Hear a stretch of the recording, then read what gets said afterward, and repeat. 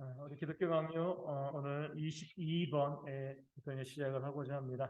우리가 이제 이렇게 기독교 강요를 우리 보게 되어지는데, 기독교 강요가 참 좋은 책이고 또 좋은 시기에 쓰여진 책이죠. 왜냐하면 성경이 완성되어지고요, 1500년 뒤에 쓰여졌습니다. 그 1500년 동안 무슨 일이 있었어요?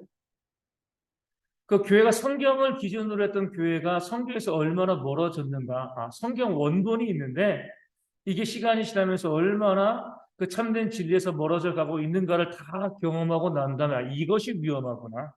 이런 위험성이 있구나. 앞으로도 우리가 이 성경을 가지고 있으면서도 이렇게 잘못된 길로 갈 수 있는 가능성이 있다. 이것을 직접 보고 난 다음에 카톨릭을 통해서죠. 그리고 난 다음에 그럼 우리가 진리를 어떻게 지켜야 될 것인가? 이것을 바라보고 기록한 책이기 때문에 의미가 있습니다.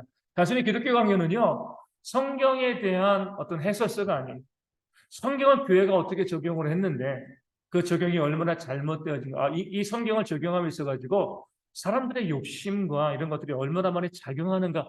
실제적으로 보고 난 다음에 이런 부분들에 대해서 우리가 주의하자. 이렇게 기록되어진 것이 바로 기독교 강요가 되어집니다. 그런 면에서 우리가 지금 이 시대 교회 바라볼 때 유익하죠.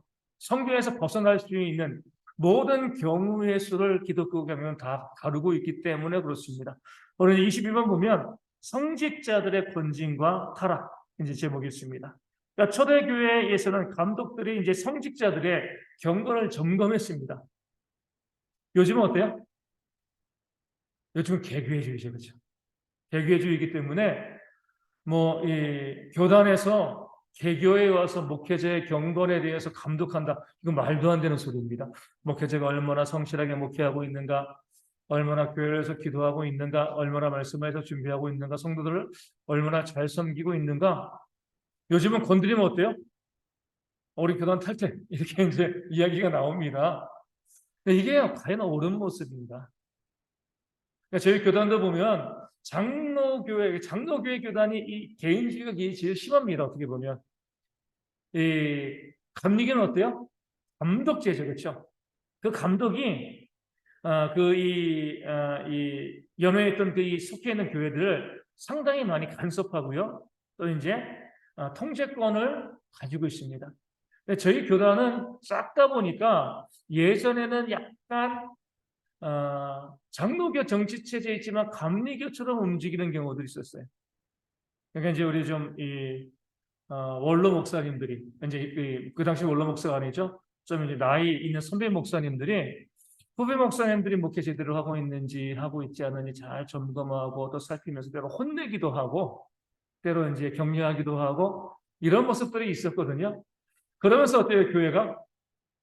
나름대로 이제 질서를 잡아갔습니다. 근데 이게 어중간한 개인주의가 되어져 가지고 요즘은 선배 목사님들도 우리 이제 후배 목사님들 터치하지 않습니다. 내가 무슨 그런 자격이 있다고. 이게 자격이 있어 하는 게 아니에요. 그렇죠? 간섭하는 것도 아닙니다. 도와주는 거죠. 그래서 같이 교회를 잘 세워가기 위해서 좀 관심 가지고 또 도와주고 이렇게 해야 되는데 그런 부분들에 대해서 전혀 신경 쓰지 않는 경우들이 요즘 가운데 많습니다. 근데 과거에 보면 처음에 교회는요, 감독들의 성직자들이 얼마나 경건하게 교회를 잘 섬기고 있는지를 이 점검했습니다. 매년 순시한 거예요.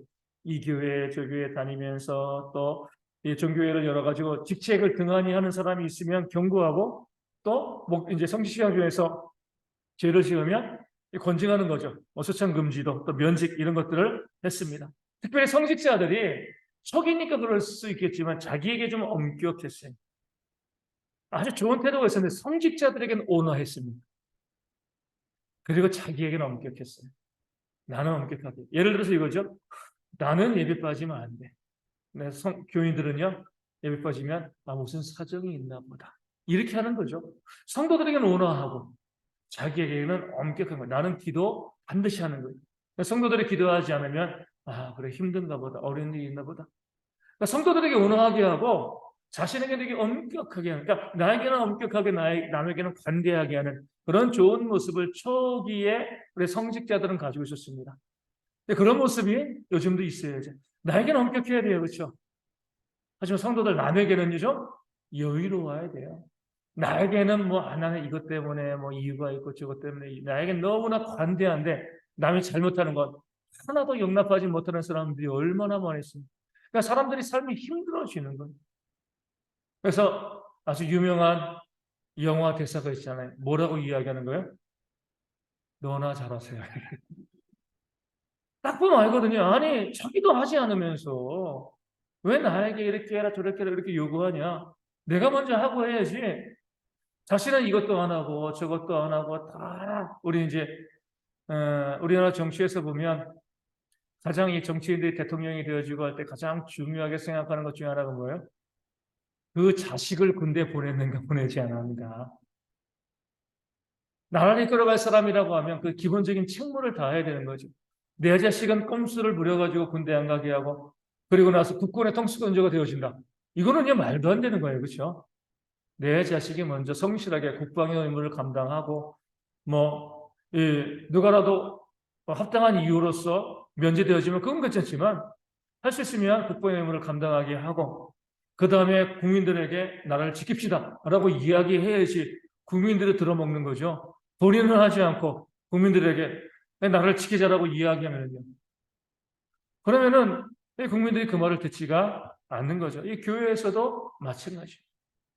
교회를 이끌어가는 사람들이 자신에게 주어진 책무를 정말 엄격하게 자기에게 좀 엄격해야 돼요.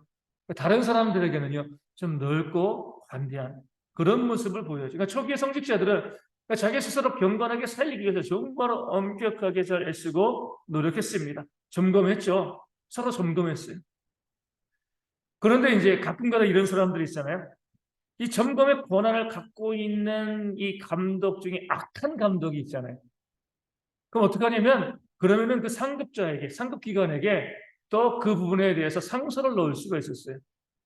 이 감독하는 자가 너무 악하다, 너무 불법을 저지른다. 그럼 또 종교회의를 통해서 거기에 대해서 치리하고 또 교체하고 어떻게 보면 이러한 이제 정상적인 일들이 벌어졌는데 시간이 지나면서 어때요? 처음에 그렇게 성직자들이 서로 격려하면서 바른 길로 걸어가고 격려하고 그러니까 성도들이 믿다 보면 위임하게 됩니다. 알아서들 잘하시겠지. 시간이 지나면서 하나씩 둘씩 흠을 봐주기 시작을 하는 거예요. 이제는 서로 이 목회자들이 서로 정결하고 거룩한 삶을 좀 격려하는 게 아니라 서로 잘못을 감춰주는 거죠. 이 팔이 안으로 굽는다고 내로남불이 되어지는 겁니다. 그래 나도 그래서 괜찮아. 성도들은 이제 이 교역자들을 믿고 그렇게 그 안에서 자체적인 정화가 되어지겠지라고 생각을 했는데 오히려 그 안에서 서로 덮어주고 서로 죄를 감춰주고 이런 일들이 벌어지게 되어지는 거죠. 그러면서 이 교회가 점점 타락하게 되어지는 겁니다. 그래서 우리가 항상 보는 것처럼 믿고 신뢰하는 것은 중요하지만은요. 건전한 감시는 있어야 돼요.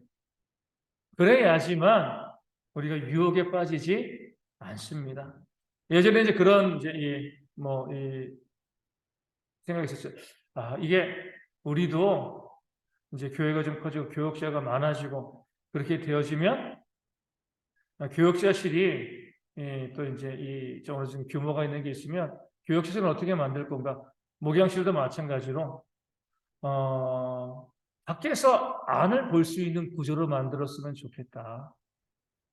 꽉 그냥 막혀가지고 아무도 못 보는 구조가 아니라 지나가면서 뭐 하고 계신가? 물론 그러기 위해서는 우리 교인들이 좀 마음이 좀 넓어야 돼요.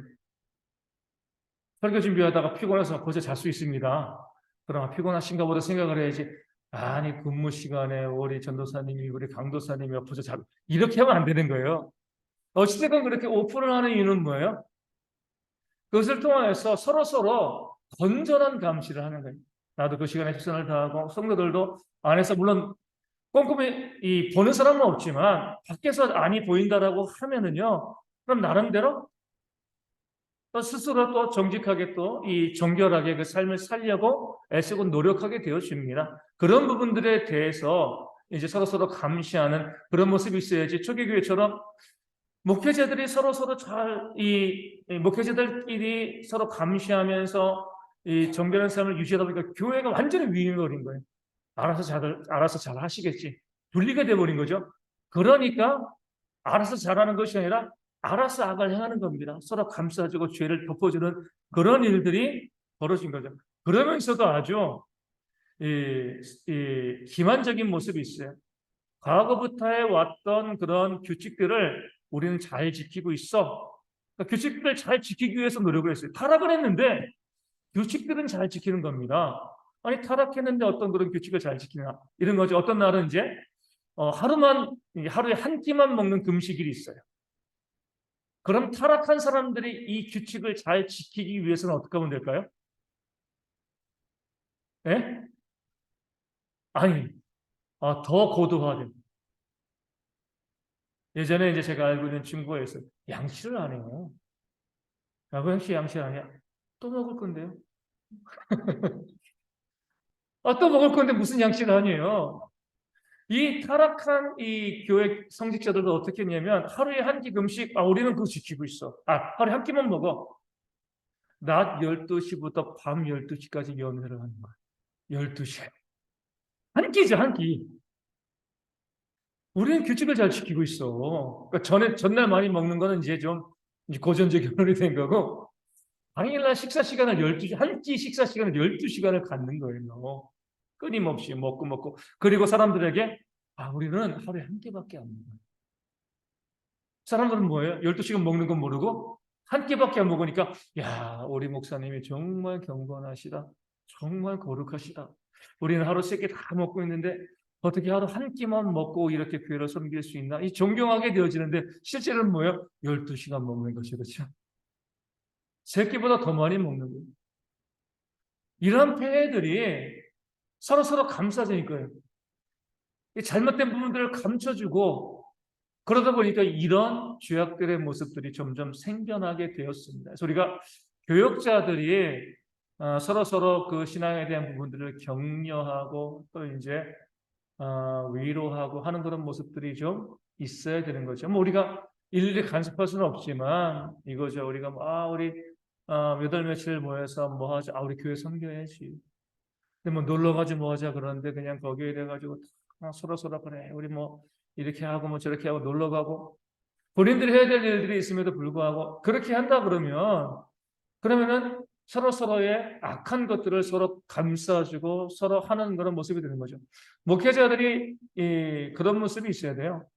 내가 교회를 섬기는 시간, 이 부분들에 내가 철저하게 내가 교회를 섬긴다. 누가 뭐라고 하든 이런 부분들을 가지고 다른 사람들에게도 그렇게 유혹할 수 있어야죠. 다른 목회자들에게 목사님은 기도 얼마나 하세요? 교인들에서 얼마나 또 기도하시고 또 얼마나 섬기시고 이런 부분들이 어떻게 있습니까? 물어보고요. 또 격려하고 이런 모습들이 좀 있어야죠. 지난번에 이제 강원도 홍천에 가서 이제 알고 있는 목사님이랑 같이 이런저런 이야기를 나누면서 기도에 대한 부분들이 이제 이야기가 나왔죠. 그래서 본인들은 어떻게 기도하고 그러니까 그런 부분들을 이야기하면서 목사님과 저랑 기도에 대해서 더욱더 도전하고요. 더 열심히 기도하고 더 교회를 섬겨야겠다. 그러니까 스스로 이런 부분들이 감시가 돼요. 그러니까 거룩한 부분들을 격려하는 모습들이 있어야 되는데 모여가지고 우리가 언제 어디서 뭐하고 놀까 이런 것만 이야기한다 그러면 점점 그 악한 것들을 감싸주는 그런 이제 악한 모습이 되어지는 거죠. 우리 23번부터는요. 독신제도에 대해서 카톨릭이 왜 독신제도를 유지하는가, 주장하는가 그 사실을 칼빈이 이제 비판하고 있습니다. 23번에 사제 독신제는 성경에 배치된다. 카톨릭은 그 당시 온갖 음행을 일삼으면서도 철저하게 이 독신만은 유지했어요. 지금도 그러죠. 음행은 일삼는데 독신은 유지하는 거예요. 왜 독신제도를 유지했을까요? 왜 그랬죠? 그렇죠. 정답을 거룩하게 사람들에게 우리 이런 사람들이야. 너희들은 세상의 욕망대로 다 즐기며 살아가지만 우리는 이런 사람이야. 다른 이유가 없어요. 성도와 목회자를 분리시키는 거예요. 우리는 거룩한 집단이고 너희와는 다르다는 거죠. 이것 때문에 독신이 성경의 명령이기 때문에 그런 게 아니라 그들 스스로 성도와 목회자를 분리시키고 우리가 더 탁월하고 더 거룩하고 더 성결한 그 집단 가운데 있기 때문에 우리는 너희와 달라. 이것을 이야기하기 위해서 독신을 이야기합니다. 그러니까요. 독신을 주장할 때 유익학부모들이 말했어요. 다른 악들을 다 묻어두게 돼요. 우리 신부님은 독신인데, 저렇게 힘든 고행의 길을 걸어가고 있는데, 다른 것 좀 잘못해도, 이것쯤이야 덮어두고. 그러니까 독신을 주장하니까, 이 독신을 내세우면서 다른 악을 다 덮어두는 겁니다. 요즘도 그런 분들 있잖아요. 어떤 분들은 정말 열심히 구제해요.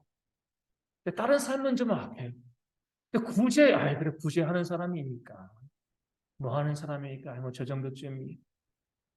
어떻게 보면 다른 악을 저지르기 위해서 대표적인 선을 하나 행하는 그런 경우들이 있을 수 있습니다. 가톨릭이 그랬어요. 독신을 가지고 그들의 모든 악한 것들을 덮어두는 거예요. 우린 이런 사람이야. 왜 그렇게 거짓말하세요? 우린 독신이야. 이 정도로 엄격하게 금욕하고 있는데 이걸 봐야지 무슨 거짓말을 보냐. 이런 식으로 나가는 거죠.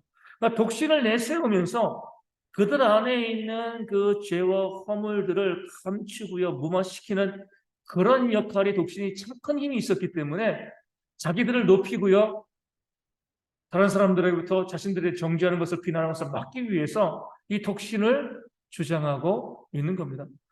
목회자도 그럴 수 있잖아요. 만약에 자꾸 여기 지금 제가 40일 금식 한 번 하고 온다.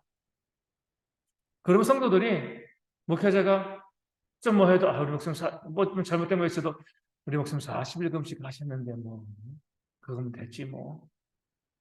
그거 하나로 다른 것들 다 덮어두는 거예요.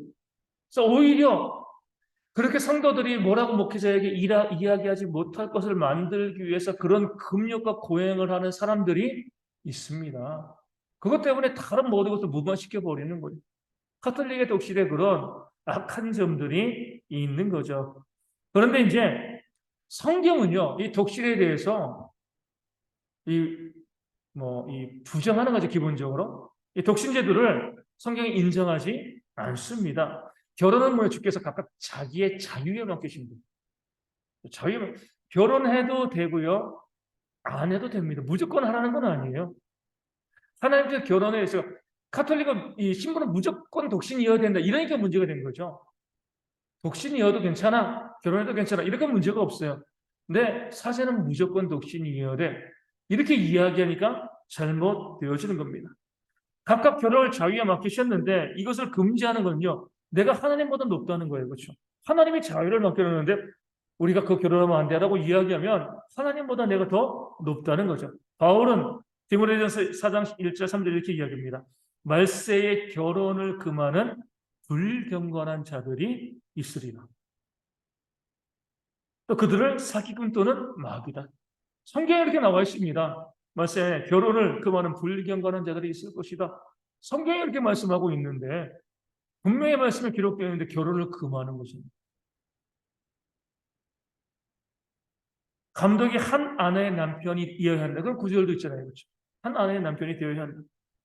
그럼에도 성경이 명확하게 결혼 관계를 긍정적으로 바라보고 있음에도 불구하고 독신을 주장하는 것은요. 자기를 높이는 거죠. 금식처럼 우리는 나를 자랑하는 그런 모습이에요. 그러면서 다른 악을 감추는 거죠. 그러니까 또 재미있는 것은요. 카톨릭은요. 결혼을 반대하는 자들은 이단이라 그래요. 애매하죠. 그렇죠? 그러니까 카톨릭 우리는 결혼을 찬성한다는 거예요. 다만 사제들만 결혼하면 안 된다. 성도들은 얼마든지 결혼할 수가 있어. 그래서 결혼을 반대하는 것은 성경에 위배되는 것이야. 이단이야. 그런데 사제는 특별한 예외랍니다. 예외이기 때문에 우리는 예외 규정인 것이고 기본적으로는 결혼을 허용하는 것이 맞아. 우리는 예외야. 이렇게 이야기하는 거죠. 여기에 대해서 칼빈이 아주 재미있게 이야기합니다. 이는 무엇과 같냐면 어떤 폭군이 도시의 한 부분만을 부당하게 압박하는 법률은 이 부당한 게 아니에요. 전체가 아니거든. 한 부분만 이렇게 하는 거야. 문제 없어. 인정될 수 있나요? 아니죠. 전체가 다 해야지. 우리 뭐 인천의 이 남동구인데 이 인천시장이 이 인천 뭐 시장이 할 수 있는 건지 잘 모르겠지만 이 남동구에만 뭐 세금을 다른 구에 비해서 뭐 한 10배씩 걷어갑니다. 그러면서 왜 이렇게 부담할까? 다른 데는 안 해. 여기만 그런 거야. 뭐 이거 하는데 뭐 이렇게 하면 우리가 받아들이나요? 받아들일 수가 없는 거죠. 그렇죠? 지금 카톨릭이 그런 거예요. 성도들 결혼해. 근데 신부는 아니야. 우리는 신부, 사제들은 결혼하면 안 되는 거예요. 우린 전체에 속해 있지 않기 때문에 그래. 우린 전체가 아니야. 전체적으로는 결혼해야 되는데 우리는 예외야, 특별해. 이게 성경적인 일반적인 원리에 맞지 않는다는 거죠. 그래서 우리가 성경이 분명하게 말씀하고 있는 것은요. 이 결혼에 대한 자유를 알려주시고 그리고 우리가 가능한 한 결혼을 통해서 하나님의 나라를 확장시켜 나가는 부분들을 하나님께서 원하신다는 겁니다. 특별한 소명 때문에 우리가 결혼을 하지 않을 수는 있어요. 하지만 어떤 집단은 결혼해야 된다. 결혼하면 안 된다. 이런 것 자체는요. 하나님이 주신 자유를 부정하는, 그러니까 성경을 부정하는 모습이기 때문에 신부이기 때문에 사제이기 때문에 독신이어야 한다. 비성경적인 논리다, 말씀이다. 이렇게 이제 칼빈이 주장하고 있습니다. 1절에 보면 결혼을 금하고 영적으로 카톨릭은 해석을 했습니다. 카톨릭이 결혼을 금지한 이유는 아까 말씀드린 위계 때문이에요. 성직지 않은 성도와 달라야 돼. 여기에서부터 모든 교회의 부패와 문제가 시작이 됩니다. 독신으로 자기들의 지위를 높이는 거죠. 그것을 가지고 성경을 독해요. 아까 말씀드린 것처럼 감독은 한 아내의 남편이어야 된다. 이 말씀의 뜻하는 건 뭐냐면 감독은 가정을 잘 세워가고 그 아내를 잘 섬기고 사랑하는 자가 교회의 감독이 되어야 한다. 이렇게 이제 말씀의 뜻인 거죠. 그 이상의 해석할 필요가 없어요. 카톨릭은 어떻게 해석하냐면 감독은 한 아내의 남편이어야 한다. 이것을 감독은 처벌되면 안 된다. 이렇게 이해하게요. 그게 똑같은 얘기죠. 한 아내의 남편이니까 처벌되면 안 되는 거잖아요. 첩을 끌어들이는 겁니다. 첩을 끌어들이면서 처벌되면 안 돼. 그것을 통해서 그 삶의 거룩성이 깨어질 수 있어. 그러면서 넌 짓이 어디다 넣는 거야? 첩을 두지 말고 아내도 두지 마라. 성경 말씀을 이상한 방향으로 왜곡하는 거죠. 아니, 첩을 안 두는 거랑 아내를 안 두는 거랑 무슨 상관이 있습니까? 첩을 두지 마. 이게 음행에 빠지는 길이야. 근데 아내도 그럴 수 있지 않겠어? 아내도 두지 마. 이렇게 만들기 위해서 말씀을 엉뚱하게 해석하고 있는 그런 모습들이 있는 거죠. 그러면서 결혼을 육의 불결과 오염 이렇게 불렀어요. 육체의 불결과 오염. 그럼 무엇을 어기는 거예요? 어떤 말씀을? 하나님은 어떤 말씀이죠? 그래서 창세기 1장이 있어요. 타락은 몇 장이에요? 3장. 아담과 하와를 만드시고 하나님께서는 생육하고 번성하라고 했습니다. 이 가정을 꾸려주신 거죠. 결혼을 시키신 거예요. 생육하고 번성하라고 했어요. 그렇게 했는데 3장에 타락이 나오잖아요. 하나님께서는 생육하고 번성하고 결혼해서 가정을 잘 세워가라 말씀하셨는데 결혼을 갖다가 육의 불결과 오염이라고 이야기하면 하나님께서 육의 불결과 오염을 조장하신다. 이렇게 되어지는 거거든요. 하나님이 결혼 제도를 만드시고 결혼하라고 했는데 이 결혼을 육의 불결과 오염이다. 이렇게 이야기하는 그 이유는요. 그러니까 너희는 성도들은 어쩔 수 없이 죄인이니까 그런 육의 불결과 오염, 그래 너희는 범해. 하지만 우리는 아니에요. 우린 특별하거든. 우린 탁월하고 우린 거룩하기 때문에 그런 육의 불결과 오염에 우리는 물들 수 없다. 만약에 정말 결혼 자체가 육의 불결과 오염이라고 하면 성도들도 결혼시키면 안 되죠. 그렇죠? 왜 육의 불결과 오염 가운데 머물고 그들이 그렇게 중요하게 생각하는 혼부성사, 혼인성사, 요즘 결혼 감사해야 되죠? 이것도 허용하면 안 되는 거죠. 성경 원리는 모범입니다. 목회자가 독신이면 성도도 독신인 게 나아요. 목회자가 결혼하면 성도들이 결혼하는 것이 낫죠. 우리 보면 우리가 제가 이제 정치 이야기를 안 하는 게 좋긴 좋지만 우리 윤석열 대통령이 참 많은 이제 실수를 하고 있는데 그 중에 한 가지 뭐예요? 왜 그런가? 이 자식이 없잖아요. 자녀를 길러본 적이 없어. 자녀를 기르는 것이 얼마나 어려운지 우리가 정치적인 것을 다 떠나가지고 어찌되었건 자녀를 키우고 기르는 것이 그 가운데 자기가 많이 깎여지면서 우리 다 그러잖아요. 우리도 젊었을 때 한 쌍깔 안 하는 사람 어디 있습니까? 한 쌍깔 하고 다 멋있게 우리 인생을 살아왔는데 우리 인생이 왜 이렇게 됐어요? 그 자식들 때문에 그렇지. 그 자녀들 먹여 살리기 위해 가지고 정말 잘 키우기 위해서 우리의 그 좋은 것들, 그 젊었을 때 그 모든 것들 다 우리가 자식들이 갈아 넣었잖아요. 그렇죠? 그러니까 자식들이 그것을 몰라주니까 문제지. 다 갈아 넣었습니다. 그러면서 우리가 조금씩 주님을 닮아가는 모습으로 되어져 가는 겁니다. 근데 자녀를 키우지 아니하면 몰라요, 이게.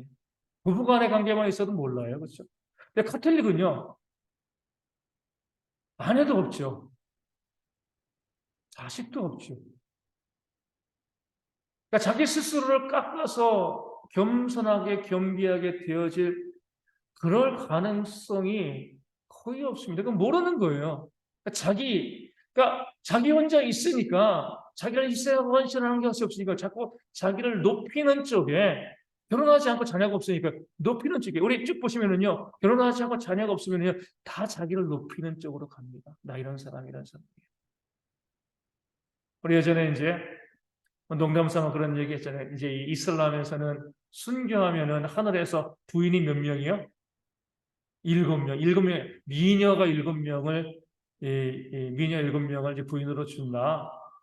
근데 결혼 생활의 신비를 알고 있는 분들은 끔찍하다고 하죠, 그렇죠?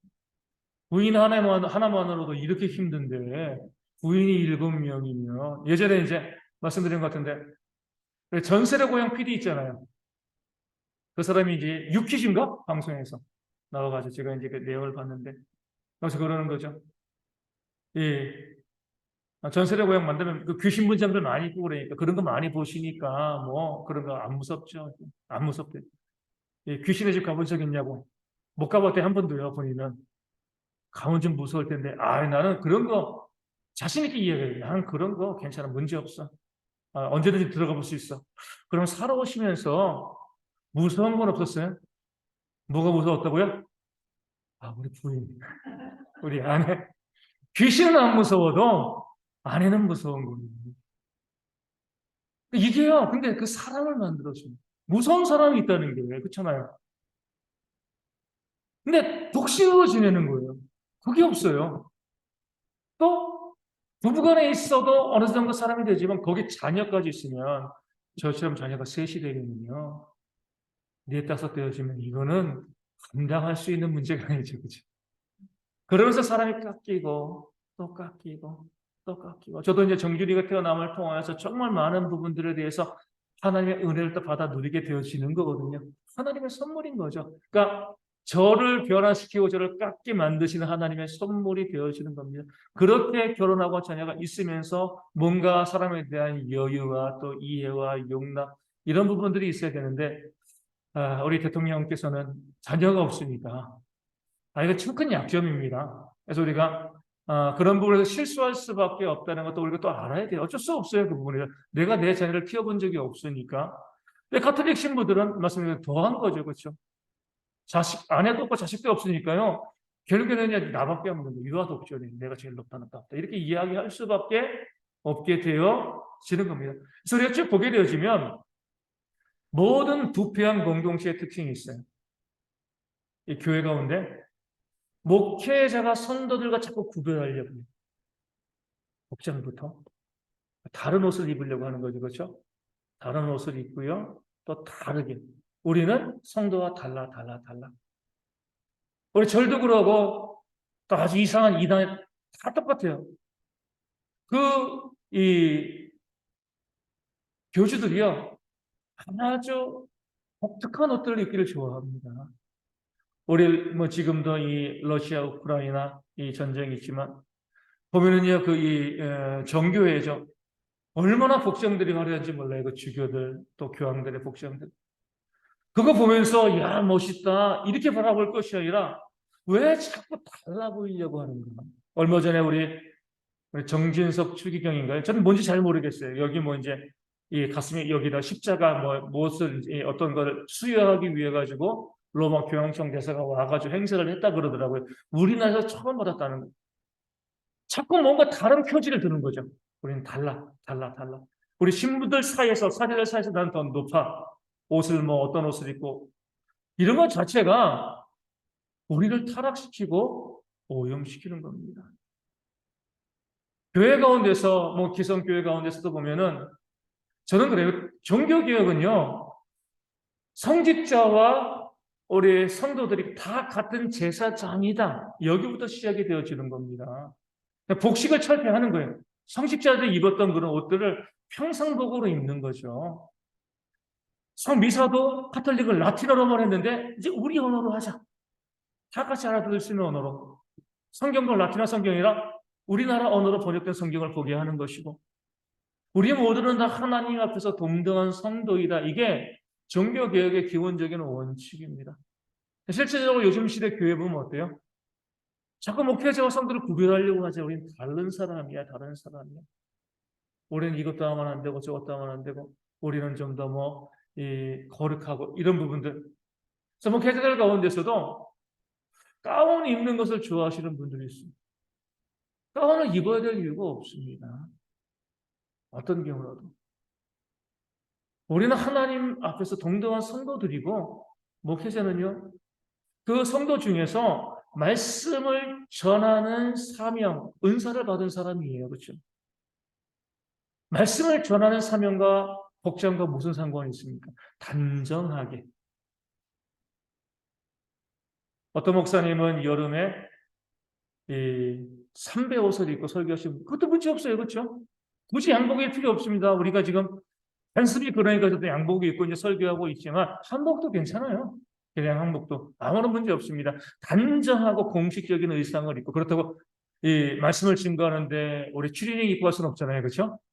단정하고 공식적인 그런 복장을 가지고, 누가 보더라도 준비된 복장이다, 이렇게만 인정이 되어지면은요 문제 없습니다. 저는 그렇기 때문에 좀 가볍게 노타에도 큰 문제가 없다고 봐요. 그러니까 준비된 복장이라고 하면 굳이 넥타이를 메고 하는 부분들은 다들 그렇게 알고 있기 때문에, 혹시 우리 가운데서 새로운 성도들이 입고 했을 때 오해 살까 봐 넥타이 메고 제가 웬만하면 그런 부분들을 방지하기 위해서 하고 있지만, 우리가 편한 공간에 우리끼리 수련회 가고 그러면은 노타이로 설교도 하고 또 나누고 얼마든지 문제가 없는 거죠. 자꾸 복장과 복식을 가지고 어떤 규제 형식을 가지고 성도들과 또 이제 목회자들을 분리시키고요, 다르게 보이려고 애쓰고 노력하는 그런 모습이 있으면은요, 그때부터 교회는요 부패하고 타락할 수밖에 없습니다. 또 똑같은 성도로 같은 삶을 살아가는, 같은 모습을 보여주는 것, 이렇게 하기 위해서 노력하죠. 그렇기 때문에 성도들이 결혼하니까 목회자도 결혼하는 겁니다. 그렇죠? 목회자도 집에서 부부싸움하고요, 자식 때문에 또 지지고 볶고 이런 일 발생하는 거예요. 그렇죠? 그러면서 목회를 해나가는 것이지, 뭐 저희 가정이라고 성도의 가정과 다르게 거룩한 가정인가요? 똑같은 가정입니다. 그렇죠? 똑같이 서로 지지고 볶고 싸우고 다 똑같이 합니다. 다를 게 하나도 없어요. 다만 내게 주어진 그 직임, 은사로서의 말씀 사역에 최선을 다해서 헌신하고 수고할 따름이지, 자꾸 다르게 보기 시작하는 거. 우리 성도님들도 보면은 목회자 잘 섬기는 건 좋은데요, 너무나 감사한데 자꾸 다르게 보기 시작을 하면, 그러면은 목회자가 점점 부패하게 되어지는 겁니다. 그렇다고 해가지고요, 우리 구약 시대에 우리 고라자손처럼 또 너무 뭐랄까요, 가볍게 보면 또 그것도 문제가 발생하는 거죠. 하나님의 말씀을 증거하는 자이기 때문에 같은 성도이면서 우리가 존중해야 되는 것이, 저뿐만 우리 모두가 마찬가지예요. 서로를 좀 존중해 주셔야 돼요. 그러니까 존중하는 모습이 있으면요, 특별히 목회자라고 따로 존중받을 건 없어요. 목회자이기 때문에 존중하고요, 우리 주일학교 교사이기 때문에 존중하고, 또 성가대원이기 때문에 존중하고, 설립집사님이기 때문에 존중하고, 교회의 기본적인 관계 방식은 존중해요. 존중. 서로 존중하고 인정해주고 또 사랑해주는 그런 모습이 있으면 문제가 없는데, 거기서 그쳐야지 자꾸 구별하려고 애쓰고 노력하다 보면 그래서 부패해질 수밖에 없는 거죠. 예전에 말씀드린 것처럼 우리 제가 이제 어떤 친구에게도 이제 고등학교 1학년 친구인데 목회자가 되는 것을, 선교사가 되는 것을 꿈꾸는 친구가 있더라고요. 귀하더라고요. 참 좋다. 그래서 이제 이렇게 이야기하면서 내 생각으로는 일반 대학교를 가가지고 우리는 졸업을 하고 졸업할 때까지도 목회자의 소명이 변치 않으면 그때 네가 목회자가 되었으면 좋겠다. 이렇게 이제 그 친구에게 권면을 했어요. 왜냐면 제가 많이 봤거든요. 우리 신학교 1학년 들어가서 신학교 1학년 때부터 교회가 작으면은요, 이 전도사 사역을 합니다. 20살, 21살짜리 우리 이제 전도사님들이 생겨나는 거죠. 우리 교회는 좀 안 그러지만, 보통 교회가 뭐 어때요? 우리 전도사님이 빗자루 들면은 성들이 다 말려요. 하지 마시라고, 하지 마시라고. 그건 우리가 하겠습니다. 이렇게. 그럼 20살, 21살 이 젊은 전도사가 섬기려고 했는데 교회에서 섬기는 길을 자꾸 뺏어버리는 거예요. 본인도 나중에 계속 뭐 한다는 게 멋쩍어지는 겁니다. 그러면서 내가 안 하는 거, 내가 안 하는 거, 내가 안 하는 거. 10년 동안 이제 있으면 나이 30대에서도요, 교회에서 자꾸 섬김을 받으려고만 합니다. 근데 그 사람이 나빠서 그런 게 아니에요. 20살, 21살 때부터 그렇게 대접을 받다 보면은요, 저도 그렇게 됩니다. 다 똑같이 될 수밖에 없어요. 그래서 그 친구에게 대학을 졸업을 하고 난 다음에 군대 갔다 오고 난 다음에도 소명이 여기라고 하면 목회자라고 하면 그때에도 늦지 않아. 어차피 우리나라에서는 신학대학을 졸업을 해도 신학대학원을 졸업해야지 목사가 될 수 있는 거니까 그때에도 늦지 않으니까 그렇게 한번 생각을 해봐라. 권면하고 권유한 거죠. 그러니까 20살 때부터 우리 목사, 우리 전도사님이야, 우리 강도사님이야, 우리와는 달라. 이렇게 하다 보면은요, 그 스스로가 선량하고 섬기는 마음으로 시작했다가도 나중에 그 마음을 잃어버립니다. 그 사람이 약함이에요. 다 똑같아요. 그렇기 때문에 우리가 철저하게 우리 개혁된 교회라고 하면 저도 그래요. 목회를 마치는 날까지 끊임없이 고민해야 될 문제가 뭐냐면 성도와 같아지는 겁니다. 신앙은 높아지되 삶을 같이 살아가는 거예요. 그렇죠? 계속 그것을 위해서 애쓰고 노력하는 모습이 있어야지 계속 교회가 개혁되어집니다. 달라, 분리됐어. 나는 탁월한 자야. 카톨릭처럼 독신을 통해서 우리의 높임을 주장할 거야. 이렇게 되어지면 결국엔 부패할 수밖에 없는 거죠. 그래서 우리 성도님들도 교회 가운데 다양한 직분이 있지만 우리 모두가 동등하다. 이 사실을 기억하시고요. 나는 정말 다른 사람이야, 특별한 사람이야. 특별 대우를 받으려고 애쓰고 노력하시면 안 돼요. 모든 사람들이 다 동등하게. 오늘 아까 주방에 가보니까 마리아 전도회원들이 너무 많더라고요. 그렇죠? 다 마리아가 되었습니다. 그게 교회예요. 그렇죠? 예, 그게 교회. 분명히 젊은 세대들이 김장하고 애쓰고 그래야 돼요. 또 한번 젊은 세대의 맛을 보여줘야 되지만 보다가 좀 힘이 딸릴 것 같은데 그런 거 가지고 슬쩍 도와주기도 하고 이게 교회가 되는 거죠. 내가 나는 달라. 난 이런 식으로 하다 보면 교회가 점점 부패할 수밖에 없음을 기억하고 우리 끝까지 우리 모든 성도들이 우리는 다 동등하다. 하지만 서로를 또 존중해 주는 거죠. 그렇죠? 동등함 가운데 서로 존중해 줄 수 있는 그런 공동체로서 우리 대형교회가 온전히 또 개혁적으로 늘 세워졌으면 좋겠습니다.